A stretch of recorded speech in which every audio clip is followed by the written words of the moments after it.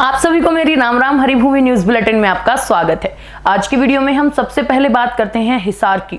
धोखे से रूसी सेना में भर्ती कराए गए हिसार के मदन हेड़ी गांव के 28 वर्षीय सोनू का पार्थिव शरीर बुधवार को गांव पहुंचा। रूस यूक्रेन युद्ध में यूक्रेनी ड्रोन हमले में शहीद हुए सोनू का शव पहुंचते ही पूरे गांव में मातम छा गया। घरों में चूल्हे तक नहीं जले और ग्रामीणों ने शोक मार्च निकाला।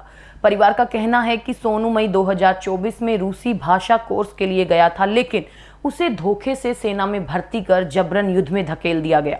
परिजनों ने यह सवाल भी उठाया है कि भेजा गया शव पहचान में नहीं आ रहा।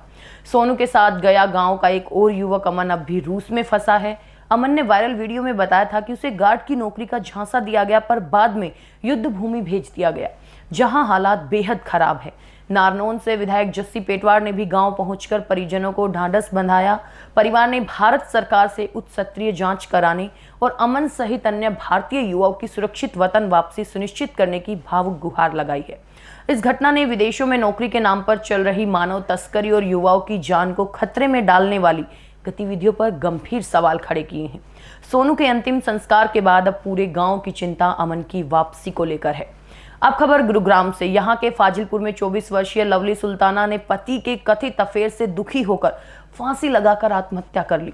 वो मूल रूप से पश्चिम बंगाल के दक्षिण दिनाजपुर की रहने वाली थी और 2 साल पहले पति रुबेल हुसैन के साथ गुरुग्राम शिफ्ट हुई थी। रुबेल एक निजी कंपनी में काम करता है और सोमवार को लवली का रुबेल से किसी अन्य 2 बच्चों की मां से अफेयर को लेकर जमकर झगड़ा हुआ।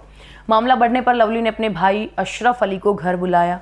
आरोप है कि रुबेल ने लवली और उसके भाई दोनों के साथ मारपीट की। मंगलवार देर रात जब रुबेल काम से लौटा तो लवली कमरे में छत के पंखे से साड़ी के सहारे लटकी मिली।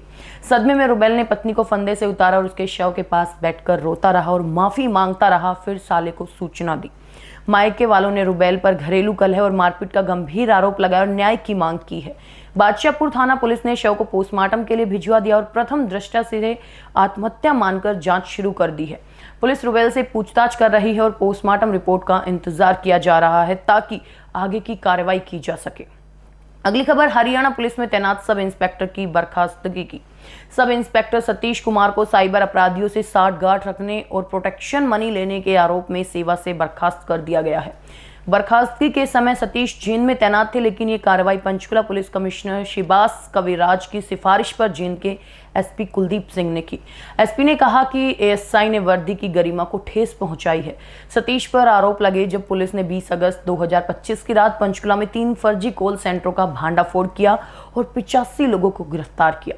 इन गिरफ्तार आरोपियों ने पूछताछ में खुलासा किया कि वो सब इंस्पेक्टर सतीश कुमार को अवैध कॉल सेंटर चलाने के लिए प्रोटेक्शन मनी देते थे।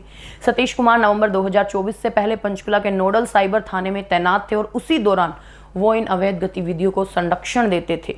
जांच में दोषी पाए जाने के बाद उन पर भ्रष्टाचार निवारण अधिनियम और आईटी एक्ट के तहत मामला दर्ज किया गया था। पुलिस कमिश्नर ने बताया कि एसआई ने एक अन्य कर्मचारी सिद्धार्थ का नाम भी लिया, जिसे जांच में शामिल किया जाएगा। अगली खबर सोनीपत से। यहाँ दीनबंधु छोटूराम यूनिवर्सिटी की बीटेक सेकंड ईयर की छात्र प्रियांशु ने ट्रेन के आगे कूदकर आत्महत्या कर ली। जी हां, पटेल नगर सोनीपत निवासी 19 वर्षीय प्रियांशु बुधवार सुबह करीब 9 बजे घर से यूनिवर्सिटी जाने के लिए निकली थी, लेकिन अज्ञात कारणों से उसने रेलवे ट्रैक पर यह आत्मघाती कदम उठा लिया। स्थानीय लोगों की सूचना पर जीआरपी पुलिस मौके पर पहुंची। घटनास्थल पर कोई दस्तावेज न मिलने के कारण युवती की पहचान करने में पुलिस को कई घंटे लग गए। बाद में परिजनों को सूचित करने पर उसकी पहचान हुई। परिजनों के अनुसार वो रोज की तरह यूनिवर्सिटी के लिए निकली थी। जीआरपी ने शव का पोस्टमार्टम कराकर परिजनों को सौंप दिया है और पुलिस आत्महत्या के कारणों का पता लगाने के लिए आसपास के सीसीटीवी फुटेज खंगाल रही है और यूनिवर्सिटी प्रशासन से भी संपर्क कर आवश्यक जानकारी जुटा रही है। फिलहाल आत्महत्या के पीछे के कारणों का खुलासा नहीं हो पाया है। अब बात करते हैं करनाल की।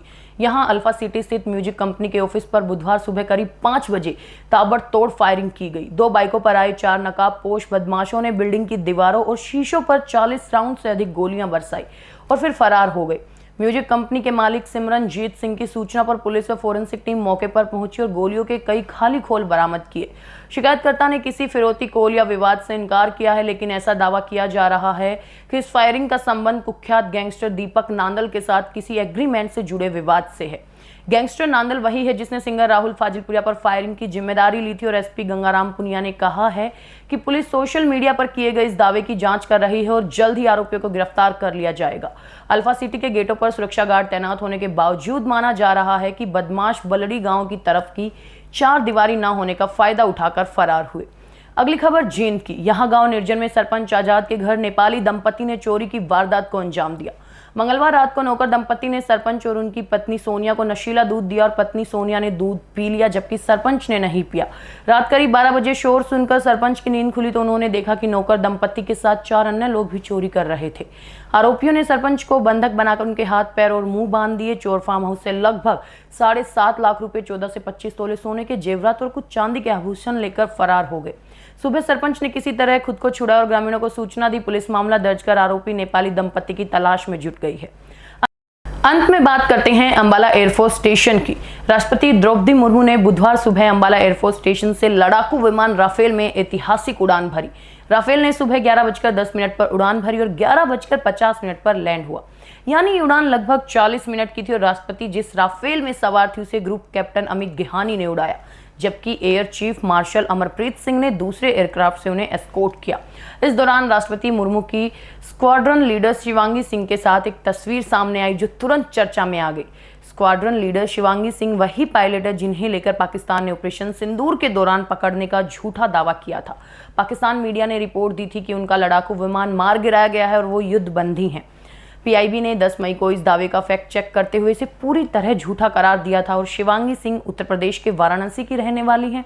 राष्ट्रपति मुर्मू भारतीय वायुसेना के 2 फाइटर विमानों सुखोई और राफेल में उड़ान भरने वाली भारत की पहली राष्ट्रपति बन गई हैं।